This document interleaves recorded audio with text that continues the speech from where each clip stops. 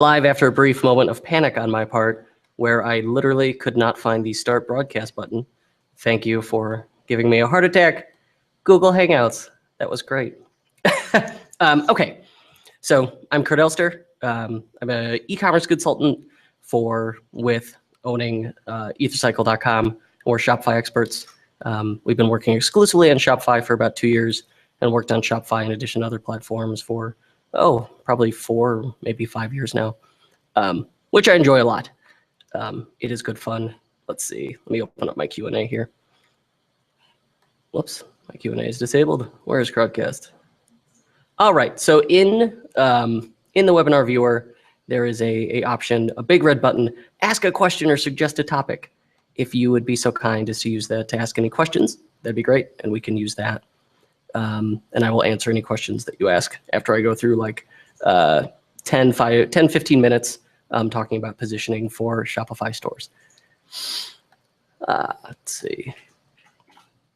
Okay, so when we say positioning, we sort of mean what? This is an incredibly basic branding exercise that everyone I have ever talked to in business, including myself, has struggled with. I've done business coaching for freelancers, for e-commerce people, for online businesses. Everyone struggles with positioning, including myself. I went through it too. So I wanted, that's why I wanted to spend some time talking about positioning and then try and help us work through some positioning with maybe some examples. And it's great because it's not a technical thing. Positioning is something that anyone can do. The only skill you have to have is, being able to construct a sentence. I mean, that's it. That's ultimately all your positioning is. There's no coding involved, no design. There's nothing fancy there. This is really just like our step 0, super basic brand exercise. So, first of all, let's start with why position your business. So, number one, it's that cornerstone. It provides a foundation for your business. And when I say positioning, I mean that tagline that we see on so many websites. So if we say, like my own positioning, my own tagline would be, Kurt Elster is a Shopify expert. So, all right, that's my title, who helps Shopify store owners, my target market, helps them do what? Uncover hidden profits in their stores. So in one succinct sentence, in less than 10 seconds, I could tell you who I am, what I do, for who, and why, like what the net benefit is there. That's all there is to it for positioning. But even though, it's that simple sentence, that formula, I do X for Y to achieve Z. That's essentially the formula there. It is so much harder and so much scarier to do it than just writing a sentence. I mean, I started as a generalist web designer, and I think our positioning then was we make websites for everybody, and that didn't work. It's way too broad. So the big mistake people make with positioning is not going narrow enough, focused enough. Because once you do it, once you have that positioning, it's going to provide the foundation for your business. And that's why I really encourage you, once you have a little bit of experience, to start with it before you're thinking about, your logo and your marketing. Start thinking about your positioning first, because it's going to make all of that easier. It makes business development dramatically easier because 2 things happen. If you can succinctly tell people what it is and what you do and for who and why, then you also know it. So it makes your life easier in terms of creating all your marketing, because you suddenly have this very clear picture of who you are and what you're doing and for whom. And that puts you in a position of strength to be able to stop competing on price, stop competing with Amazon. Because if it's, you just sell random general goods in your Shopify store, then your competitor is Amazon. But if you have positioned yourself in such a way that you are solving a problem, now, it's the same thing. You are selling widgets either way, but now you're an expert at it. Now you're, the go-to authority for selling these widgets. As soon as you have that positioning, and people are going to trust you, they're going to know you for it. It's going to make it easier for them to refer you. It's essentially like having this 1-sentence tagline as a headline on your homepage, and that's really what we're talking about here, is going to supercharge your business development efforts and put you in that position of strength. So really, at the end of the day, the net benefit of positioning is it helps your business grow. And actually for this, I have a wonderful colleague, Philip Morgan, from Philip Morgan Consulting, and I stole as bullet points from his website. He wrote a book called The Positioning Manual. It's focused on development shops, but that's just his positioning. That makes it no less valid for everyone else online with online businesses. And I grabbed bullet points from him. And also I interviewed him for a upcoming episode of the Unofficial Shopify podcast, where we'll dig into more positioning stuff. But so it also helps you say no, like by being well positioned. It has this red velvet rope policy where you get rid of customers who are a bad fit. By making it very clear what you do for whom, you're not going to have to deal with these customers who don't get it. If you're in a specific niche.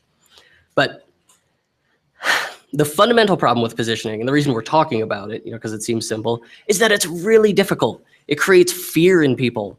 It launches us into this choice paralysis because it's essentially, we're saying, well, there's all this money out there online and we want the whole pie. That's, everybody wants more money. We're running online stores, we're running businesses. We want money. That's okay. Think about it that way. But positioning makes it counterintuitive. So the problem that everyone does is they go way too broad. They say, well, I'll have a much better chance of selling if my target market is everybody. And I'll often, I've even learned not to necessarily ask people right away who their target market is, especially if they're earlier in their business, because they'll say something like, well, it's men and women ages 18 to 50. I'm like, okay, so basically everybody, that's not positioning.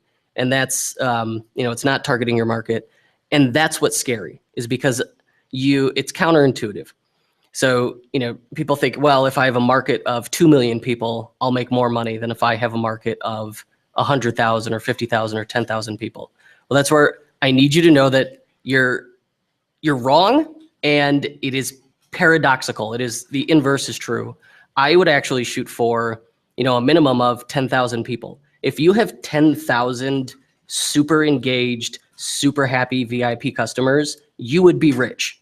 And that's the way to start thinking about it. If you have 10,000 people who are ready to open their wallet and throw money at you because you're the ideal perfect fit for them, that's much better, than having, than trying to beat Amazon at their own game and appeal to everybody. We don't want to do that. And that's how we're going to get our competitive advantage. We're not going to you don't have to compete on price anymore by just being this niche expert. And we'll get to examples so you can see what we're talking about. But the other problem is that it often, as business owners, and I've discovered with e-commerce and Shopify, they're often, you're solopreneurs, bootstrappers, and our businesses are rolled into our self-identity, and I'm no different.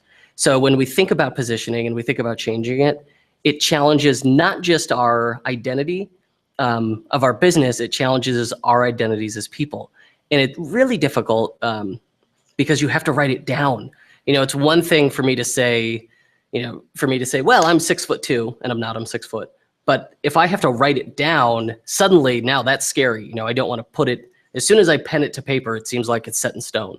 So you need to accept, you're doing, it's going to be easier. You're doing what's best for your business. But the thing that makes it scary is writing it down because it feels like it's set in stone. It absolutely isn't. I rewrote and changed positioning for all of our various websites, like ethercycle.com, websiterescues.com, kurtelster.com. I changed the positioning statements and taglines on those dozens of times before I got them right, before they felt right to me. So, don't be afraid of it, write them out. And I'm going to give you Kyle, write the formula for a positioning statement that I use into the chat window. So you have it. So I solve, X for, well, here, I'll do mine. Kurt Elster is a Shopify expert who helps Shopify store owners uncover hidden profits. So what do I do there? It's, like brand name is title who helps target market solve expensive problem. And we call that the foolproof positioning statement. And you can learn more about it and get it from my colleague Jonathan Stark's website, expensiveproblem.com. Okay. So then, the other issues we get into is, it's mysterious. We've got, and I'm cribbing notes here from Philip Morgan again, but you have loss aversion where you think like, oh, again, well, if I have this tight target market, I'm getting rid of all these other customers. I'm losing them. Well, you never had them. So let's not worry about loss aversion. And then, of course, there's imposter syndrome where once you dial into this very tight space, suddenly you start to realize it makes you sound like you're an authority or an expert. And I often find people will make up reasons and excuses as to why they can't be an expert because it's scary to own that.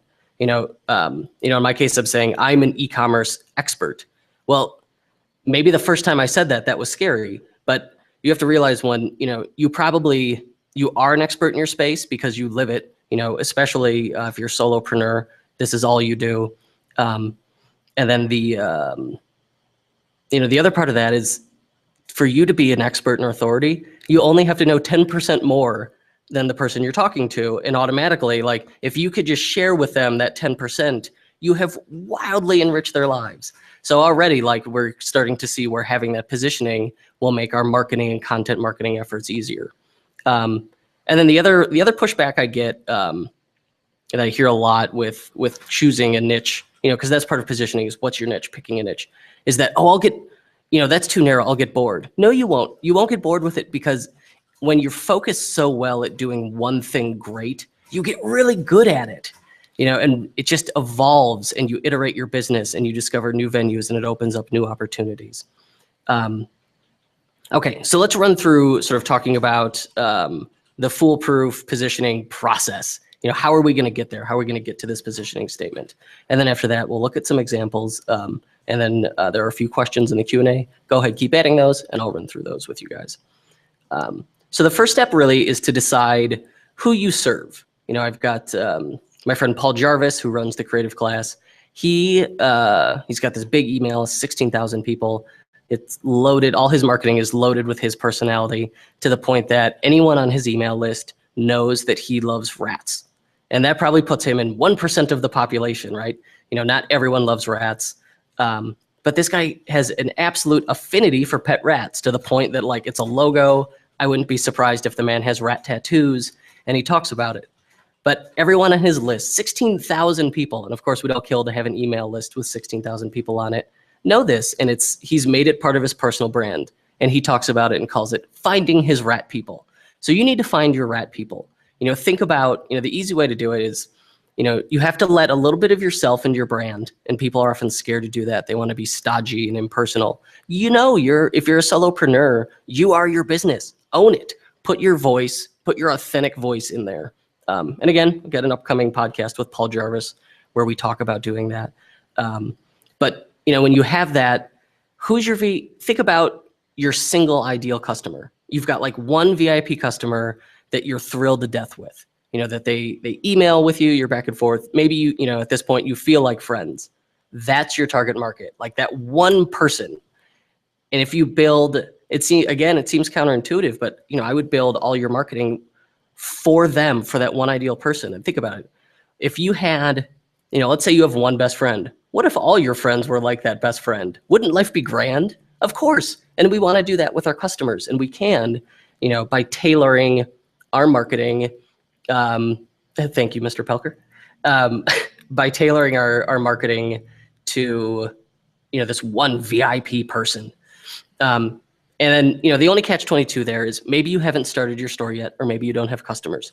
In which case, hopefully you've chosen a niche or a target that you are personally passionate about. So I would start with, at first at least, yourself as your VIP target. Write your ads for you. Because you know that market, it works really well. And then after that, you'll start getting customers. And then once you find, you can iterate it. Nothing is set in stone. Just revise, iterate through it. And then the second problem is, we know who you serve, but then what do you offer your target market? Well, what you offer them, has to revolve around a pain or problem they have. We don't just want to have a marketplace where we say, well, if you like bikes, I sell bike parts. That's easy. That will work. But your you're handicapping yourself. It's going to be difficult. You want to pick a problem or a pain that they have. So there's a local place here. A friend of mine, an ex-engineer owns, they sell recumbent bicycles. So there's these very nerdy bicycles where you lay down, and actually they're quite comfortable. They're very practical. But when he sells them, he doesn't talk about like, oh, I sell recumbent bikes and they're fast. That's not what he does. He says like he has brochures and stuff. He sells it to people who have back and neck pain, because once they have a literal pain that needs solving, and it's someone who, I have a pain, I love my bike, I can't ride my bike. Well, Joe Reichert at Cycle in wonderful local Niles, Illinois, can solve that for you with a recumbent bicycle. So he sells these bikes by going, by essentially advertising to places where you would find like chiropractors. And I think he has like joint ventures where he's got brochures in chiropractors' offices. A lot of their content marketing talks about, solving neck and back pain on a bike with a recumbent, how to keep riding your bike after a back injury. Like, think about that. That is so counterintuitive and so different than, the big box store who's just saying, well, we sell bikes and they're cheap. He no longer has to compete on price. And in fact, recumbent bicycles are quite expensive, quite a bit more. And it has no effect on his sales. He doesn't even concern himself with prices. That's what's amazing about being an expert in a position and being well positioned, because two things happen.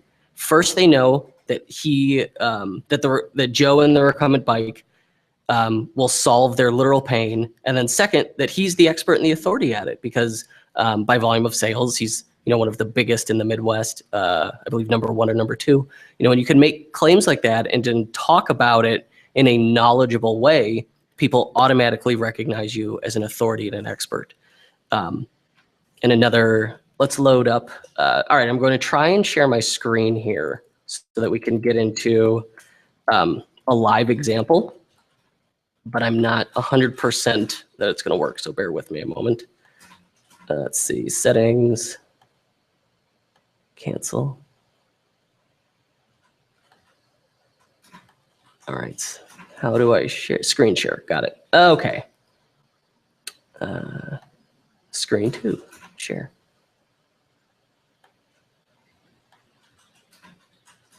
Okay. So let me make sure that's working. Yes.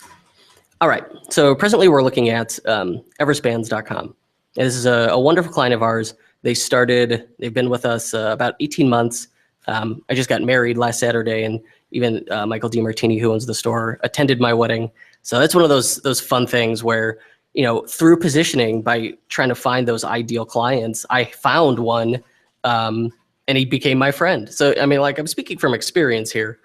And it really is a great and powerful thing. But so we initially started with Michael. As you can see, they sell watch straps that specifically fit Rolex. Now, here's what's interesting here.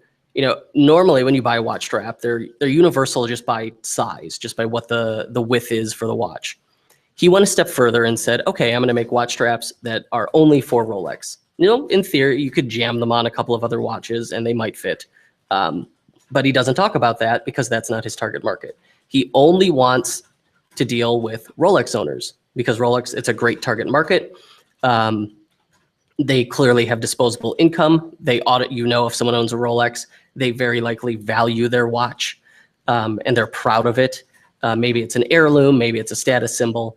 And he personally is very passionate about Rolex watches.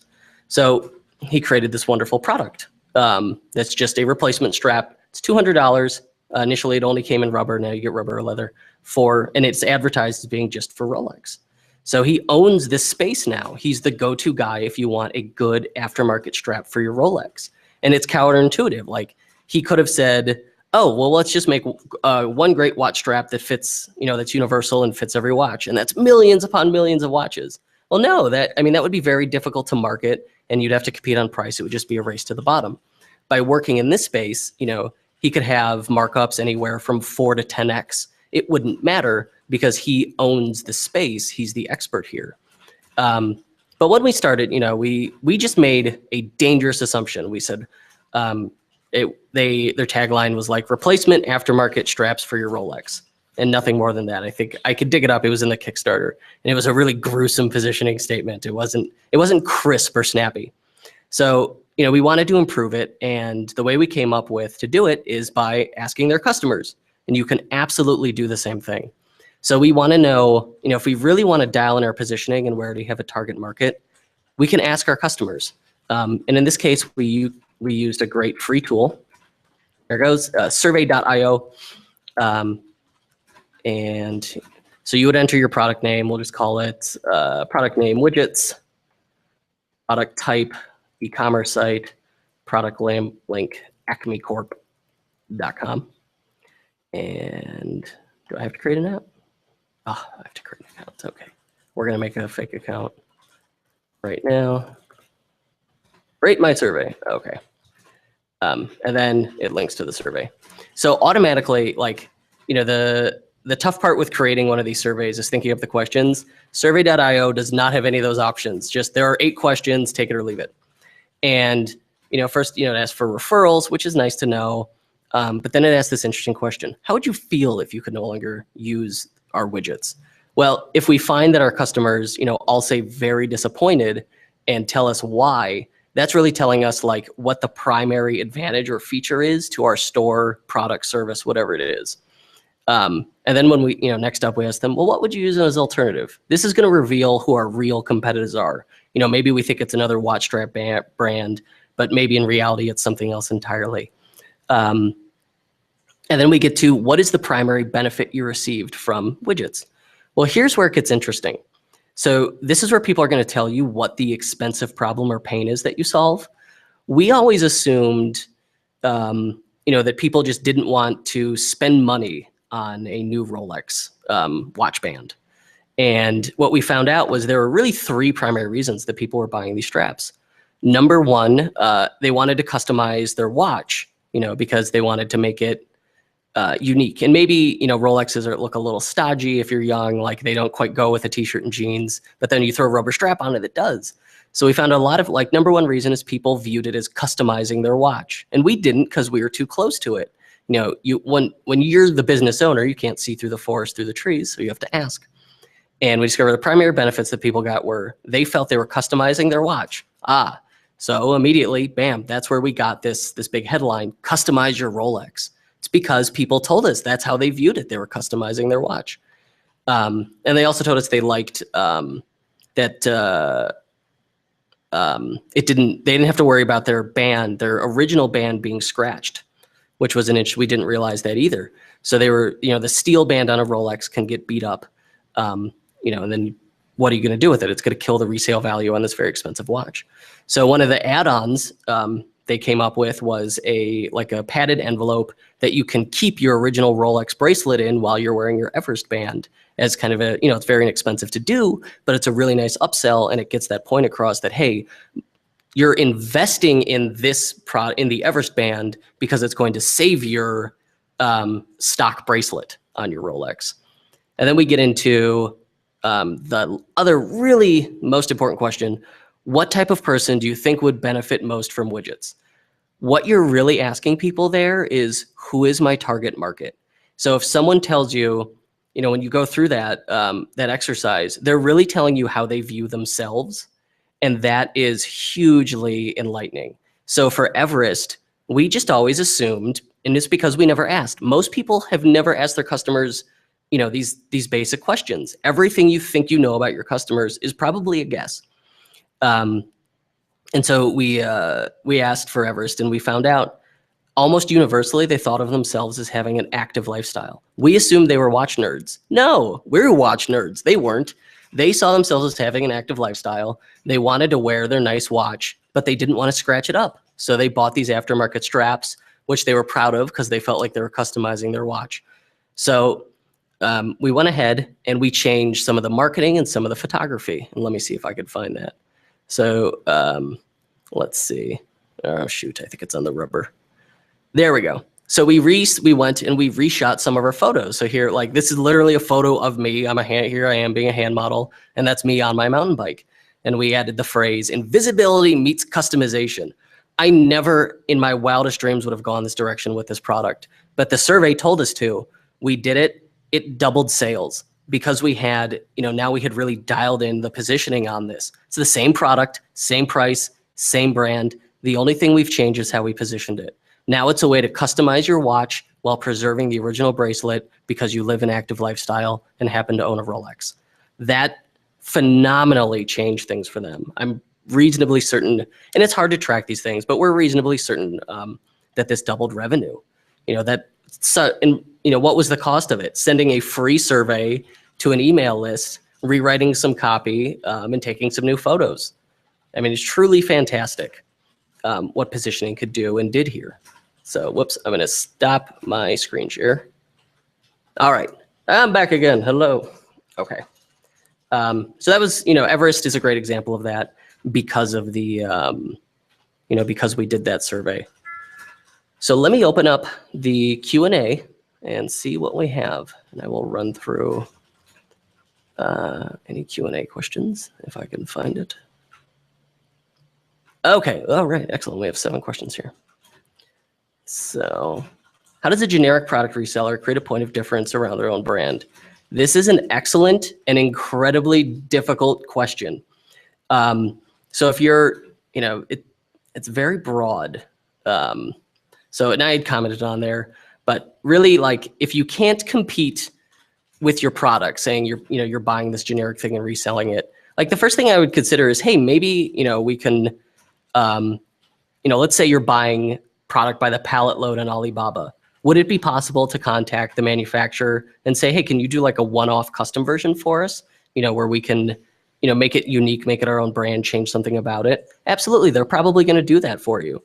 And then, with that, I would look at adding accessories. So as an example, we had a client who sold a vaporizer, a dry herb vaporizer. So clearly these things were meant for, people smoking marijuana. That's fine. And, but they didn't design, manufacturing, engineering, designing such a thing would be difficult. So they bought it from a manufacturer of Alibaba, and then were able to differentiate by, they just bought enough quantity that the manufacturer was willing to brand it for them. And then they included their own accessories with it, where it had like a carry case, some other nice items with it that other people weren't offering on the same product with a different brand. And they just had a much more upscale packaging and brand. So same product, and all they had done was presented better. Like literally physically, the packaging and the accessories for the product was much better. And the marketing around it was much more professional, where you felt good, you felt like you could trust it. But, barring that, you could immediately compete on service, so offering, just going above and beyond, like offering how-to videos, FAQs, educational content, faster shipping, good like product bundles. Those are all ways to differentiate yourself quickly if you're selling somebody else's product. So a good example would be like B&H Photo. They have to sell, they're really, they have their own brand of camera gear, but let's say they're selling a Canon camera, and they also have to follow Canon's map pricing. So their solution to work around that is they come up with these very clever bundles where it's like, yeah, you could buy your Canon camera wherever, but only B&H Photo will sell you their exclusive Canon photographer starter package, where for the same price, they're going to eat into their margin a little bit, but throw in, like here's a camera bag and here's your compact flash card. So here's everything you need to start shooting today the moment you get your camera. So I would say probably, bundles, service, those are all ways to do that. So I'm going to mark this as answered.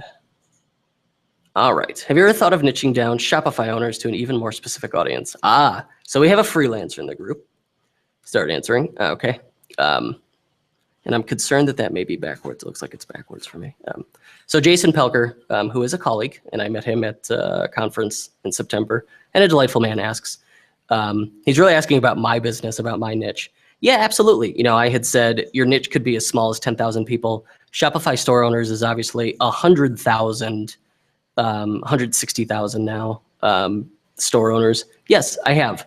And I haven't, I don't advertise it necessarily right now, but mostly, my niching down is done through a stricter red velvet row policy, where I'm declining at least half of the people who request to work with us based on, onboarding questions, just trying to find people who are a really good fit. So one way to niche down, it's like, would be by the type of product someone sells or by the type of brand. So you can niche by, industry, pain, platform. Those are all different ways to break up these cross sections. So I'll mark that as done answering. So I assume this was a past question. Will the Shopify strategy be mainly for Shopify users? No. What's interesting about positioning is this is a thing that's universal to all businesses. You need, even whether you're a lawyer, you're offering professional services, or you have a brick and mortar store.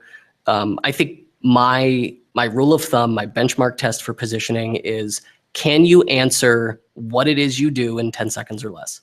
If you can do that, then your positioning is good. You've got a good start at least. It's probably crisp. So no, that concept should work for anything, right? And how can we do photography that sells and graphics when bootstrapping? So Darlene asks not necessarily, so this isn't necessarily related to positioning, but it's a perfectly valid question. So a lot of people, a big mistake I see people make is when they're selling goods, they will pull photos from somewhere else. They'll grab stock photos, which the issue with stock photos is they look like stock photos. We could tell, people are very astute now. They spend a lot of time online. They can tell when it's a stock photo. It doesn't improve trust. So we don't want to do that. Or they'll pull the photo direct from the manufacturer. That's not great either because it doesn't engender trust. What I would do is hop on Amazon and buy a tent, like a tabletop light box or tent. Should be about $30. There's a bunch of different kits on there. You could find them with like CFL bulbs that go on either side, and then just shoot it with your iPhone. And a modern, since iPhone 5, probably iPhone 5S and better, those cameras rival any point and shoot you're going to buy, and you're going to save yourself the time. At the same time, professional photographers, not terribly expensive, maybe worth the investment. And I know there's services out there where you can mail them your product. They will shoot your photos, send you the photos, and mail you the product back. But no, I would say, the chances are you own a reasonably 2 generations old smartphone. That's a great camera already. And for $30-$40, you could buy a light tent, or even make one. You could find DIY tutorials. The tougher one is graphics. How do you get good graphics? That's where it might be okay to buy stock graphics. People are probably less adept at identifying vector graphics. I buy, oftentimes I'll want to get icons especially if I'm setting up like parallax theme in Shopify. I will grab them from Icon Finder, and you can license them for 99 cents a piece. And it really does make the store look more professional. Otherwise, iStock Photo, Adobe Stock, you can license vector graphics and stuff. The only time it's really difficult is with logos. For logos, I'd say the best bootstrapper option is 99designs.com. It's $300, and you can invite people to design logos for you. And so long as you stay on top of it, where you invite specific designers to your contest, guarantee them that there will be a winner, and give them lots and lots of feedback, you will get a good result out of it. We did one for a book. We have a book coming up next month, Ecommerce Bootcamp. We designed a logo for that through 99 Designs, and I was very pleased with the results. All right. Next question. Here, I'll put this up. What are the best things to have in your homepage, i.e. collections, blog excerpt, Twitter or Instagram feed, new products? All of the above. No, that's not quite true. Let's look at an example. Let's look at Everest and kind of talk through the logic of it a little bit as to why I did it the way I did. So let's see. Screen share, this guy, share. And let's go back to the homepage on Everest. Okay. So, the first thing up at the top, we have free US shipping, a toll-free number, and international shipping. A lot of stores don't offer international shipping because if you've done it, it's a nightmare pain. But they do, so I wouldn't recommend starting out with international shipping. But first thing up here are our trust indicators. We've got free shipping is a great trust indicator. And we know that the number one reason for abandoned carts across any store is unexpected shipping expense. So right away, we have killed that objection while improving trust. And availability is a concern for people. So we put the toll-free number up there immediately because the toll-free number indicates that this is a serious, real business. And if I have a problem, I can get a hold of them. We actually don't expect people to call the number, but we want them to know that they have the option that they could call the number. So right away, I would include, if you have a toll-free number, put it up there. If you offer free shipping, put it up there in that info bar, promo bar, whatever you want to call that thing. And if your theme doesn't have one of these, it's a very quick ad. We know people read in an F pattern, so they start top right. So that's often why, I prefer themes that have the logo on the left and then go straight into the navigation. And we lead with our call to action. So in this case, I'm just trying to get them into my collection listing so they can have them pick their watch. And this one's kind of a unique scenario in that it does that. But I would do shop by and organize these by popularity. And then I would do so you probably, most people have a slider at this. You notice this one doesn't have a slider next. We know from studies that 89% of people will only ever see the first slide. So I would have a slide that really holds up the mirror, that speaks to your audience, that says yes, this is for me. And then with it have, include in there your positioning statement and your call to action. And you can see we've done that in an incredibly succinct way with Everest, where we've showcased the product. Not necessarily, it used to be a cool action photo. It was a watch in water. And then we've got our very succinct customize your Rolex and then a call to action. So that's what I would have, up there on the homepage first. After that, so this is Parallax Theme does this. After that, I would do featured collections, then featured products. And really your featured products should be, excuse me, I'm getting over a cold, sorry. Your featured collections should just, be your top selling collections. And with the holidays coming up, I would consider, making one of those a gift guide, like best gifts under $200, best gifts for, best gifts for men, best gifts for women, break it up. Use, right now, use those featured collections for your gift guides. Will be smart. And then when you do that, set them all to sort by best selling, and then they become self-optimizing where your best selling products go first. I would then always list probably 8 featured products right on the homepage. Here we have 4. But I usually do 8 featured products on the homepage and do a mix. Do 4 are your just best selling products, 4 are your highest profit margin products, and then sort them by best selling. And then as social proof, they have their Instagram feed down here, and then the newsletter and some of this stuff. One common thing I notice on a lot of Shopify stores, I think it's a little weird. Everyone does the credit card logos across the bottom. This I've always found strange because it's 2015. I think at this point everybody gets that you pay online with a credit card. But a lot of people do it. I don't think it hurts, but it's not a big deal. But yeah, so essentially, to answer your question, all of the above, everything you stated. But really, I wouldn't be afraid of having a landing page or having a home page that's too long. I would think of your home page as a landing page, it should have a single purpose, and that's to get people to start browsing your products. Get them further into the store, get them further along. But it has to tell them first, is to hold up the mirror and say, hey, this is who this is for. This is why you're here. And then they'll stay or not, depending. Alrighty. And whoops, let's stop screen sharing. How did you send the survey to customers in your Everest Bands example? Okay, perfectly good question. So what we did for that is, they used Klaviyo, but we just use our whatever email software you have. For Shopify specifically, I really love Klaviyo because it integrates incredibly well. But most people use MailChimp. It's very easy. I personally use Drip just because I like a lot of marketing automation. But just use whatever you're comfortable with to send out a broadcast email. Be that MailChimp or Klaviyo is probably your 2 best choices. And then, actually getting the email list, both of those have apps where they will just automatically pull all your customers who accept marketing from your store. Or if you want to do it, quick and dirty manually, you could just export as a spreadsheet your customers. All right. Let's see. Let's answer the next question. Looks like we got 2 more, and then we'll wrap it up. When viewing the overview, on the online store section, the added to cart conversion does not match up to my abandoned cart stats. For instance, it says currently I have 5 customers added to cart, 4 reached checkout, and 3 purchased. But my abandoned cart is only showing 1. In this case, it should be showing 2. I have seen this happen before. It is imperfect. They're using JavaScript tracking, cookies. I have heard all kinds of different and equally plausible explanations.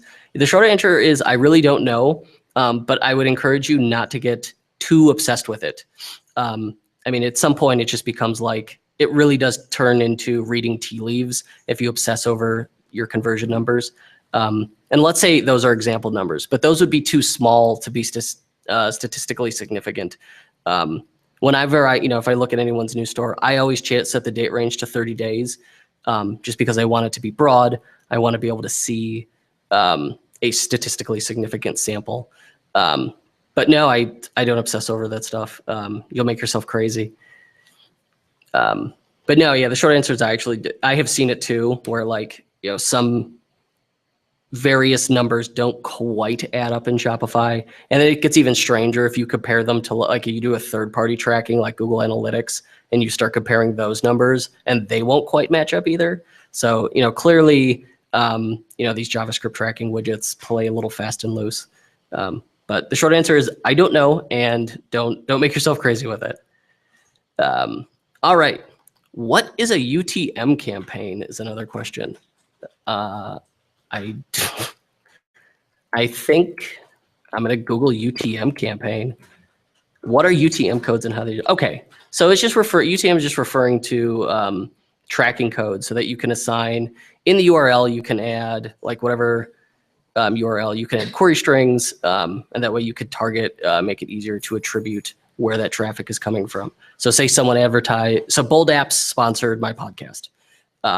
And we added a query string on there that records a tag that says that it came from the Shopify podcast. That way they can, if they wanted to, they could literally figure out return on investment using those UTM tags. I believe so. I'm not actually, I'm not real big on setting up Google AdWords campaigns anymore. I mostly do Facebook ads actually, which also supports tags. But okay, I'm going to check. Do we have any other questions? No, it doesn't look like it. And let me check the chat, see if I'm missing anything. Nope, nothing there. Okay, so we've been at it for about 45 minutes. That's all I got. I would encourage you, if you have customers, send out that survey.io.